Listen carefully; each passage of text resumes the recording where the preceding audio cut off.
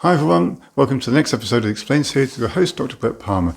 I have been asked a few times over the last few months that an individual has come back with a sexually transmitted infection and they're saying, oh, my partner's been unfaithful. And I always say to them, like I say to everyone, that a sexually transmitted infection isn't really a sign of infidelity, okay? That your partner is cheating on you. What is infidelity? Well, infidelity is where your partner is having sex with another individual without your consent or permission. This usually occurs amongst individuals who are just starting a new relationship. They've just been going out for a couple of months and the rules of the game haven't yet been fully established. So if it's a new relationship and you haven't asked your partner if this is an open or closed relationship, how are you expecting them to know? To assume something like that is a rather big assumption to make. And so it is very important to clarify that right from the start and to say, this is going to be a closed relationship and I don't want anyone else involved.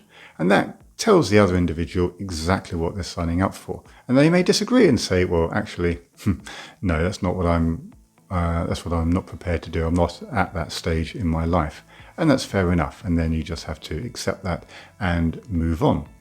Sometimes it's up for negotiation and say, yeah, well, I'm happy to have an open relationship now, but maybe we can close it down in about a year's time. And so you don't have to be forced into doing anything you don't want to do, but you also probably want to keep a bit of an open mind, maybe on one or two occasions. But you should only do what you are comfortable to do. So the vast majority of people, when they start going out in a relationship, do not get a sexual health screen. And so they do not know what they're bringing in from their last relationship.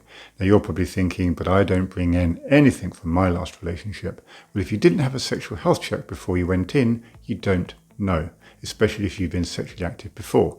So unless you've never had sex before and you're starting a new relationship, then you can safely say you probably don't have a sexually transmitted infection on board.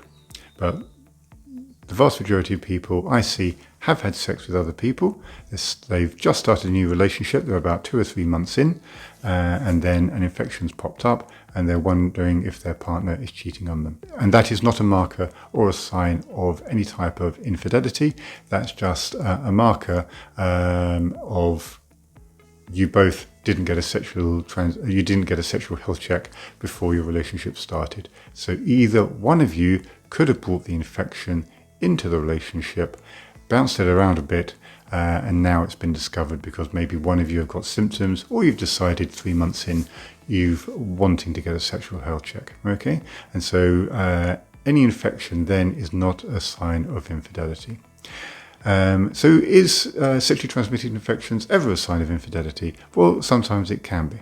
And so if, for example, you decide to have a closed relationship, you both go and have a sexual health screen, and in that sexual health screen there will be 4 diseases you're checked for: chlamydia, gonorrhea, syphilis, and HIV. And if you're negative for all of them, and then one of them then pops up, then obviously questions have to be asked about what your partner, or for that matter, what you yourself are doing on the sidelines. And that can then be a sign of infidelity. And it's very important to talk these reasons through in a sensible format. I think a lot of people do seem to put sex on a bit of a pedestal and go a little bit overboard with it. And I know I'm going to get a lot of comments about this, and I'm probably going to get a little bit slated down below. But men and women are driven to have sex, and if an individual isn't getting sex at home, they will eventually be driven to have sex outside, especially if they have a high sex drive. So as regards to, is a sexually transmitted infection a marker of infidelity? I think the answer is generally no. And some infections like herpes can stay dormant for decades before they pop up, and obviously people aren't tested for that either. So my advice is, if you're starting a new relationship, Both get tested, and that way you know where you're starting from. Hope you found this video interesting. Take care and see you in the next episode. Bye bye.